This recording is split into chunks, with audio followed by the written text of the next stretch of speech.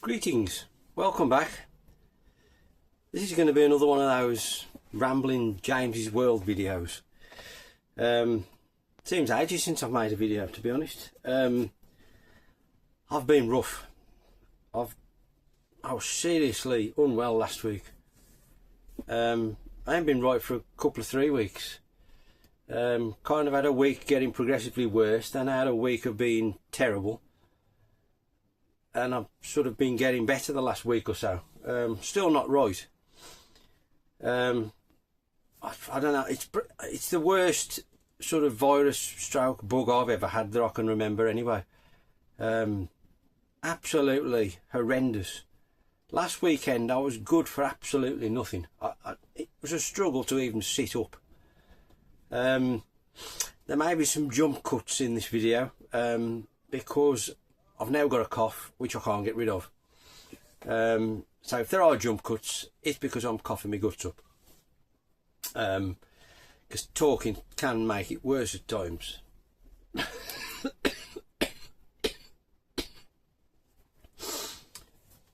Voila. Right, so it's just going to be kind of what I've been up to, really. When I haven't been lying on my back ill. I can't remember where I'd kind of got to in the last one of these episodes, if I'm honest. It's got to be at least a month ago. I've been working in the arcade again. I've been rearranging stuff in there. I'm still tinkering. Keep improving. I stripped out that, as I said in the tour video, at some point during the year I was going to strip sort of the wall out where the arcade cabs were and put up some twin slot shelving for Lego predominantly. Well, I did that a couple of weeks ago, just before I was ill. And that led to some more sort of rearranging and changes. So, I've made quite a few changes in there now, but I've got the shelving up, thankfully. I should have done that to start with, really. But that's kind of led to changes all in the room, really. And then, of course, I've ended up changing a substantial amount of the wall with my games on in here. And I'm kind of still tinkering with that. But I have kind of changed it to a fair amount, really, and little bits in the room. So I'm just moving stuff around, really. Trying to get things to fit in perhaps a bit better and make the absolute most of the space. But, it's work in progress, as always. But, yeah, again, a few weeks ago when I did those videos about counting up the games in my collection, that kind of got me thinking, and it just predominantly got me thinking, you're never going to play half these games. 2,000 odd games, whatever it was, just over 2,000. I just started thinking to myself, there's not enough time left. You're never going to get to play some of these. So I've gone through everything again, and I've done it a few times, and I've always thought I've been quite brutal, but this time I've been really, really brutal. And I've thinned down a bit. I mean, I don't know how many I've thinned down, not like a massive amount, but I do really feel now I am down to the bare bones on all consoles, more or less. I'm sure I'll keep fine-tuning. It's inevitable. I'll keep moving stuff on, because there's a reasonable amount of stuff I haven't played yet, and once I get to play it, I might think, that's not for me, that can go. Which, that's all the better, really, because that'll help pay for whatever I want to buy in the future. And that's all come about through doing the rearranging what I've been doing, trying to make a bit of space, and working with the space I've got and thinking, well, we've got a few too many games to go in here, so let's get rid of a few. And, you know, it's kind of snowballed from there, really. And that's it, really. I'm still absolutely, I'm loving the PS5. I keep saying it, but I don't know why it struck a chord with me like it has, but it really has. And in addition to all this sort of reorganising and sort of sorting out and getting rid of stuff, I've bought quite a few PS5 games. More of which to come. I'm going to have to do like PS5 kind of special pickups or something. I don't know. Because there's a lot of PS5 games to show in the upcoming weeks. Because predominant, well, I've got no retro left to show at the moment. Now that said, I have bought one retro game which hasn't arrived yet. But anyway, yeah, it's just been mind-blowing, the PS5. It's like the arcade racer, which I've felt was dead, if you like. Nobody made them anymore. Yeah, there were games that people called arcade racers, like Need for Speed. They're not arcade racers, in my opinion. Far from it. Arcade racers are games like Sega used to make and Namco used to make, such as Aquajet. That's an arcade racer. You know, 5 minutes, you've seen the game. That's an arcade racer. But like I say, I thought that was dead. But all of a sudden, it seems to be back on the PS5. And I'm finding so many awesome arcade racers. And it's just reinvigorated me. I've been playing so much more, aside from when I was ill, than I have done for ages. It's amazing.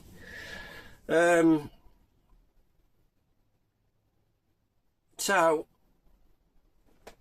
there we are. That's where we are, really. I will just, I think I've mentioned this before, Aquajet. This is on the PS5. I think it's on the Switch too as well. Possibly PS4 and Switch as well, because you pay a bit extra for the PS5 and Switch 2 versions. I've no idea if they're any better. But yeah, this is really, really good. Obviously a jet ski type game in the mould of like Wave Race, only it's a Namco arcade game. But some of these Arcade Archive 2 releases what are coming out, awesome. And we had obviously Ridge Racer prior to this, late last year. But then last week we had Rave Racer. Now, super exciting. Never been released before on anything. So amazing to get that in the home. I downloaded it the day it came out. And then I was pretty much ill afterwards. So I haven't really played it much. But I have played it a little bit. Hopefully I'll put some footage up. Fantastic game. Like I say, it's never been released on anything. I think, from memory, there were bits of Ridge Racer Revolution on the PlayStation and incorporated bits of Rave Racer. But Rave Racer itself never actually came out. And I never personally played the arcade machine at the time. I have played it once in recent years at Arcade Club, I think it was, which is my only experience of the game. So I came into it really sort of new. And I mean, it's what you'd expect. It's kind of Ridge Racer, but looks slightly nicer. But it's so tough. It really is tough. I can't say whether the arcade version is the same, because I've only played it once. I can't remember. But this version on Arcade Archives 2 is a challenge. I mean, I've not spent as much time on it as I would like, as I say, but fantastic though it is tough. Even the easy course, it's not that straightforward to win. You've got to be pretty sort of perfect to win. There's 4 courses altogether, which is obviously better than Ridge Racer. even though some are like a variation. But I think there are 3 individual courses and 2 which are a variation of one course. And the first 2 courses I've managed to win. The second one is more of a challenge than the first one. The third one, really quite tricky. I haven't managed to win that yet. And then the last course, which is City, is it? No, I think City's the third one. Anyway, the 4th course, that's really difficult. Super twisty course, up and down. It's like a roller coaster. But you know, that aside, it's a fantastic game, and it's amazing to have it in the home. Just, you know, you're living the dream from 30 years ago. So that was obviously a download game. Speaking of download games, now I don't like downloading games, if I'm honest, but sometimes there's no physical, so you have to download them in, and that's the case for Rave Racer. Also the case for Horizon Chase 2. Now, I love Horizon Chase, the original one. Amazing game.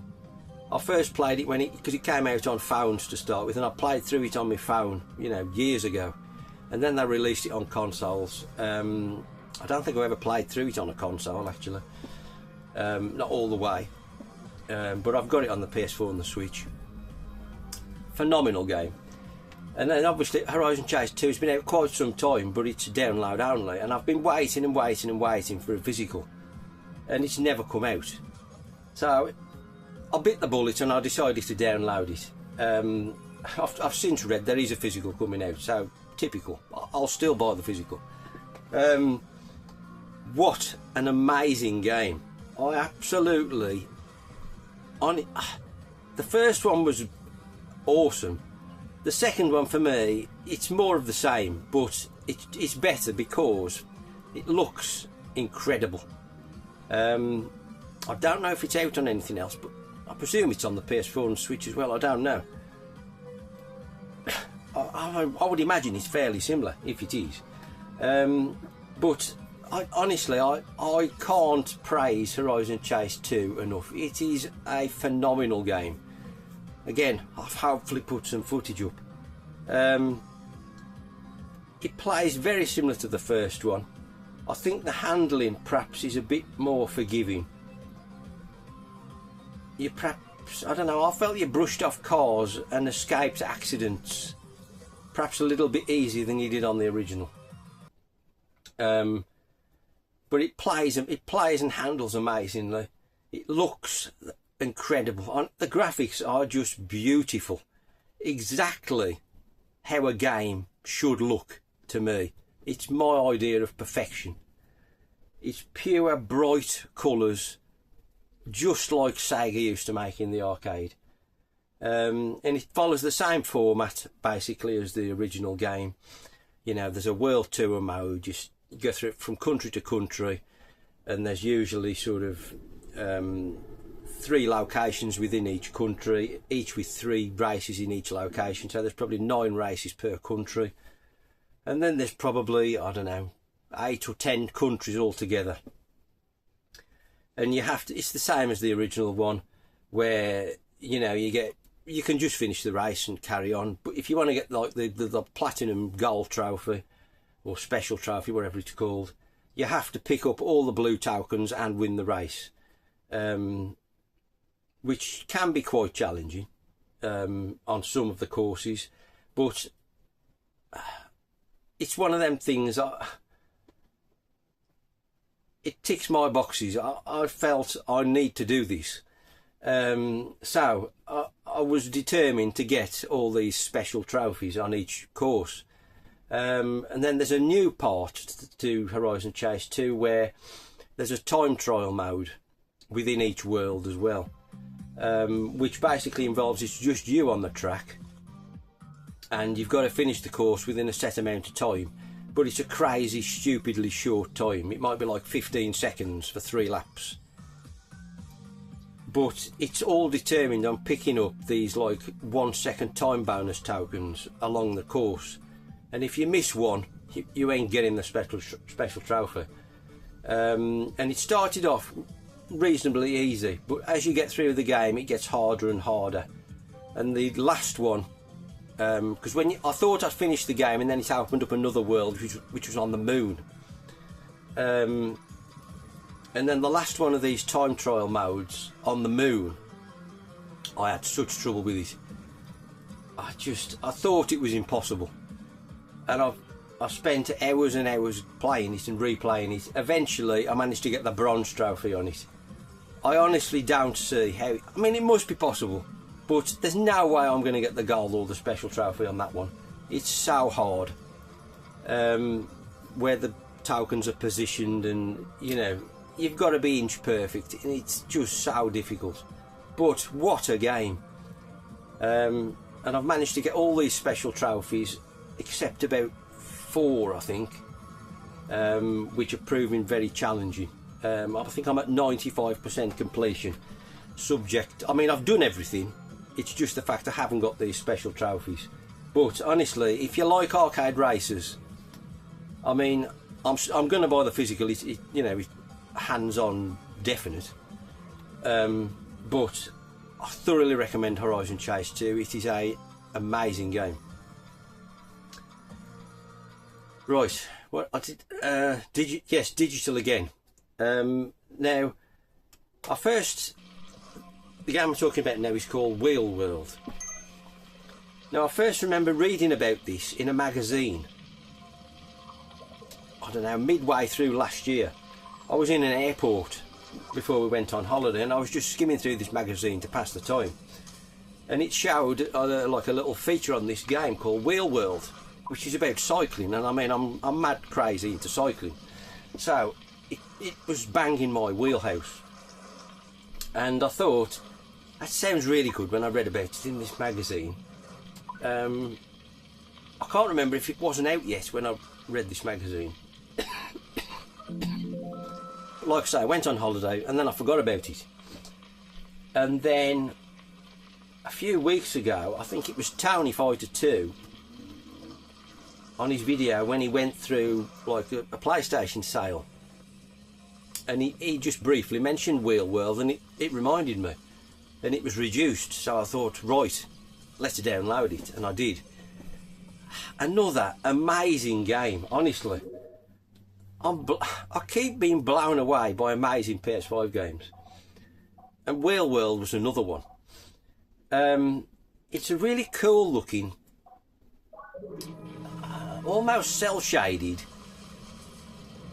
open world cycling game, very much in the mould of Breath of the Wild, but you're on like a bike, and you know, you cycle around this world and you open up these, and again, like Breath of the Wild, where you climb the towers to get the maps, you get to these like bell shrines, and you ring the bell and it opens up the map, and so you can see where you're going. And then obviously you start off on this really crappy bike, and it's got loads of sort of nods to cycling if you're into it, and all the kind of folklore around cycling. And you go around and you can do sort of these lone wolf challenges where you'll race some other cyclist who's in the game and just race them to the next lamppost kind of thing. But then predominantly you have to get like these tokens to open up access to further in the game, and to get these tokens you have to win races against these kind of cycling club type characters. And you know, you cycle around the world and you mosey on up to these cycling groups, and they'll challenge you to a race, and then you get a certain amount of these tokens, one for winning the race, you get another one for like beating the time on it, and then there's tokens within the course that you can collect to get yourself another one. And you've basically, I can't remember now, it was 100, or to get to the end I think you've got to have 100 or 120 of these tokens, which means you've more or less got to win every race, get most of the fastest times and collect all these tokens. But you can keep trying, you know, multiple times, and like I say, it opens up more and more of the map, and the challenges get harder and harder and harder, as you'd expect. And then eventually when you beat the last guy, it opens up this kind of extra area. There's like the first area, once you've beat that, it opens up then into kind of a dark world kind of area, and then once you've beaten that and the last boss in there, you end up with like the super duper best bike, and it opens up this sort of special end area, which I won't spoil, but it's really cool how it ends. I really like it. Not a massive game, I'd say maybe 8 to 10 hours perhaps, I don't know, something like that, but a thoroughly enjoyable experience. If you like Breath of the Wild and you've got a vague interest in cycling, I'm sure you're going to love it. It's a very relaxed game, very chilled. I can't recommend it enough. If you're into cycling, 100% you need to be trying Wheel World. It's amazing. And then did we do have any other digital games? Yes, we did. I'll leave that one actually. We'll do that one last. I also, changing the subject slightly, I had, was it for Christmas? I can't remember now. I think it might have been. I got Bedrooms for Billions. Bedrooms 2 Billions. Never seen it before. Watched it one of the days when I was, you know, prostrate on my back, couldn't move. What an amazing documentary. If you've not seen Bedroom to Billions, you need to watch it. It's amazing. The story from back in the day, you know, the golden days of the birth of computing and, you know, the spectrum. Fantastic. 2 hours well spent. Right, what should we say? Yeah, we'll do these two next. Now, this one, I've seen this before, out and about, I think, and I've never really paid too much attention to it. And then I saw this again just before I was ill in a local CEX, and I'd got a bit of credit. So I thought I'll have a quick Google, because I think it was quite cheap. Can't remember how much. But anyway, I decided to get it. Fast and the Furious Spy Racers on the Xbox One in this case. I think you can get it on the PS4. From what I read, it was kind of like Fast and the Furious, but I think it's based on a cartoon series. I know nothing about it. But it's although it's like a Fast and Furious type game, it's basically a kart racer in the mould of kind of Blur. So I thought it was worth a punt. Obviously I bought it. Now, having now tried it and played it for an hour or two, it's annoying, if I'm honest. It's certainly not rubbish, but it's certainly not great either. There are too many frustrations in it for my liking. The first of which is the voiceover, and thank God you can turn it off, because I was ready to scream within 2 or 3 minutes of playing it. Because they're like characters in a cartoon, these characters, I presume, are from the cartoon, and they keep saying and repeating the same thing over and over again. It drives you insane. But thankfully, like I say, you can turn the volume of the voiceover off. Thank goodness, else it would have gone in the bin. But yeah, it is a kart race. It's like Mario Kart, but in proper cars. And it's kind of, this is another frustration, because you get a lot of the weapons are a bit like the blue shell, where you can be going along perfectly fine and then all of a sudden you're absolutely bombarded by something and then you're lost. And that brings me on to another issue I've got with it, in that the cars themselves are quite large and the tracks don't seem wide enough, and you can be going down these round these tracks and there's just nowhere to go. You know, other cars are in the way, you can't physically get past them, and a lot of it seems pot luck whether you win or not. And again, some of the opponent's weapons, they're so ridiculously overpowered, you can't possibly escape. There's one guy who drops like this fire trail behind him and you can't possibly avoid it. I don't see how it's possible. That said,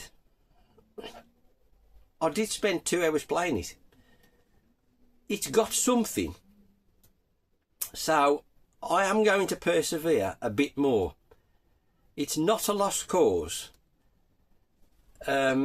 If you like your arcade races and you see it cheap and you're vaguely interested, it might be worth a go.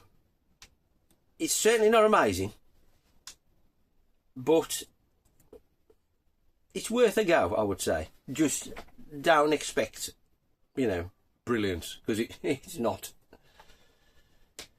Right. That then brings me on to another PS5 game I've been playing. Like I say, I've been playing so much stuff. It's like I've gone back 20 years. Anyway, I had this for Christmas, Neon Apex.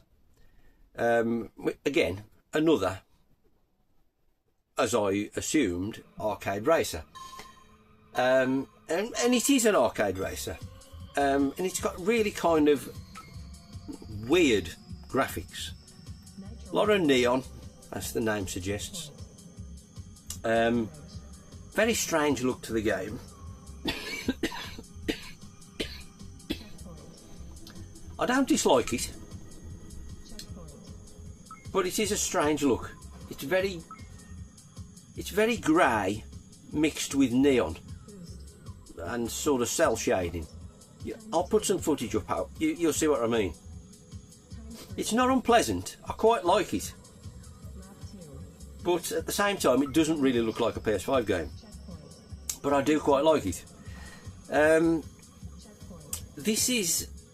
This is another strange one, really.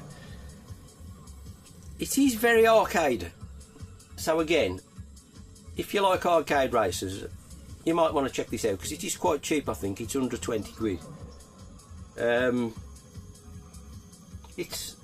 I suppose it's a bit like Wipeout, only they're not sort of hover races, they're sort of cars and motorbikes.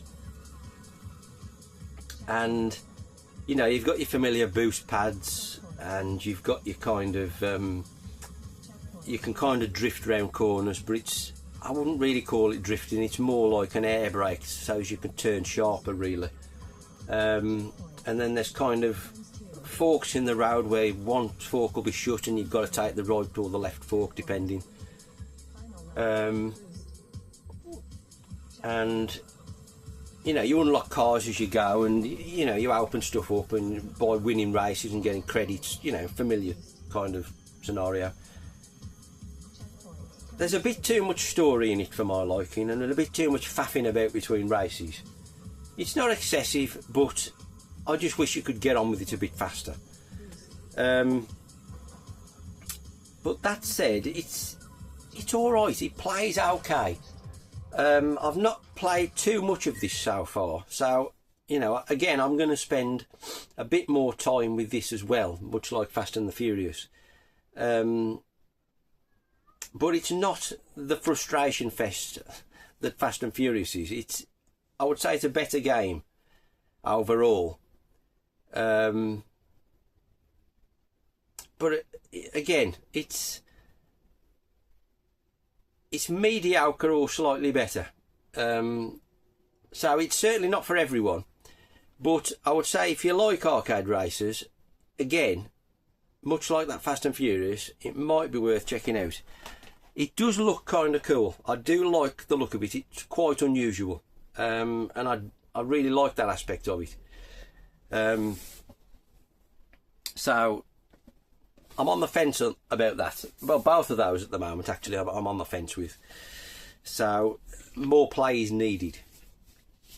Then this is the last thing I've actually played. I played this morning for the first time, having bought it 6 months ago. And I'm talking about Fatal Fury City of the Wolves. I had the regular version, but then this has been reduced so much now, I decided I'd buy the special edition and sell my original. And I've basically upgraded to this for about a tenner. Because unfortunately, you know, the original one ain't worth a fat lot now because this is so cheap. But however, I think had I bought this version when I bought the original version, this would have cost me more than an extra tenner. So I'm kind of up, I suppose. But yes, anyway, Fatal Fury City of the Wolves. Love the original Neo Geo games. One of the first games I ever had on my Neo Geo. So I've been mad keen to try this. I've just never got round to it. Stunning, I've got to say. When I first put it on this morning, well, I put it on last night actually, but it turned out, although I'd installed it when I bought it, it needed a 15 gig update. Drives you insane. Had to leave it updating all night. Anyway, I've managed to play it this morning and it looks amazing. Honestly, if you like fighters, the price that is, it's an absolute must purchase.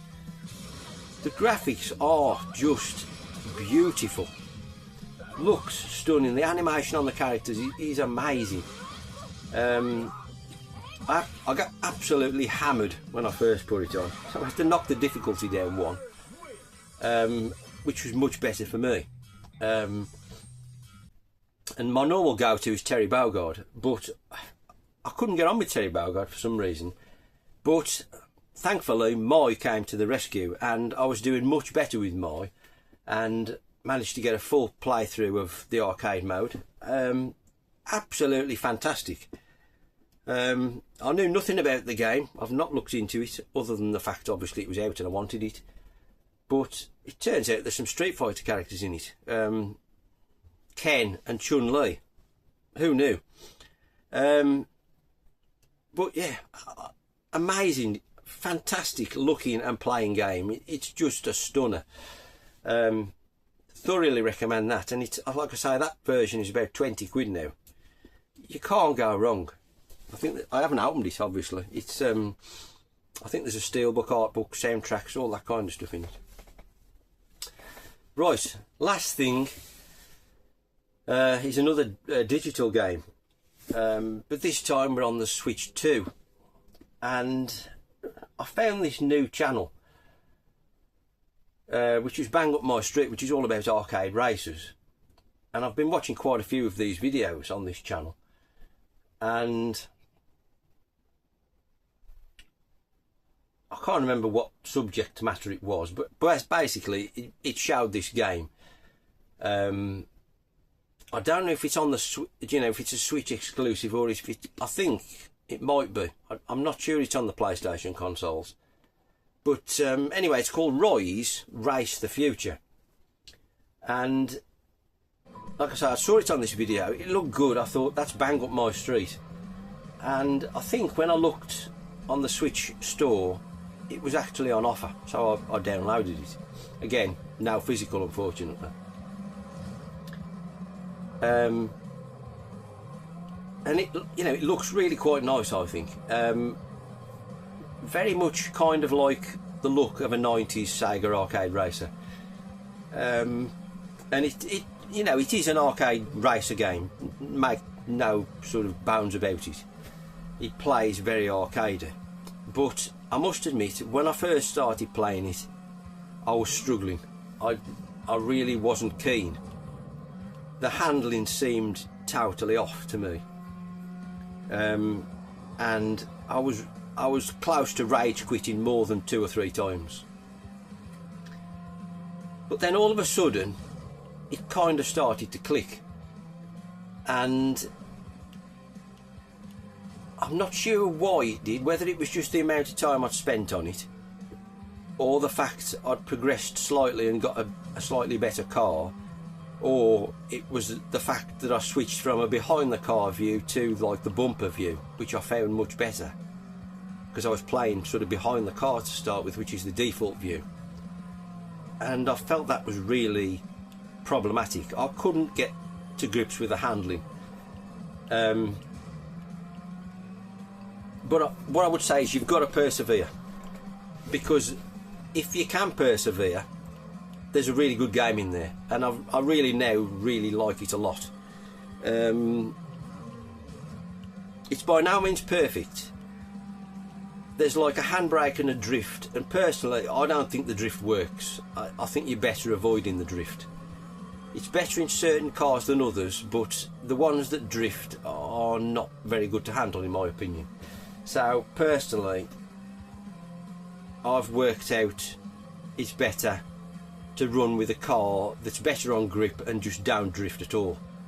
And for me that's working now, combined with the bumper view, and I'm absolutely loving it. Fantastic game.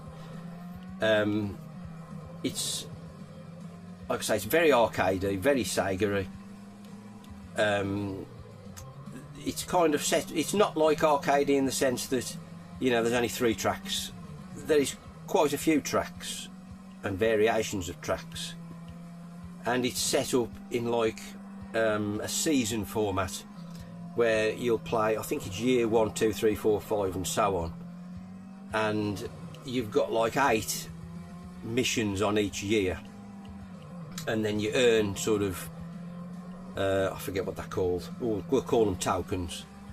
You earn tokens from each round, and with these tokens you need so many to open up the next one, and so on and so on.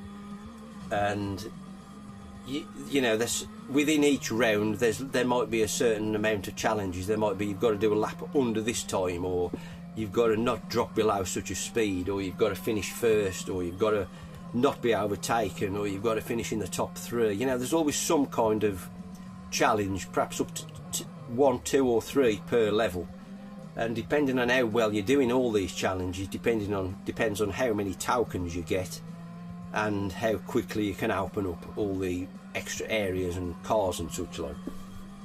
I'm about 40%,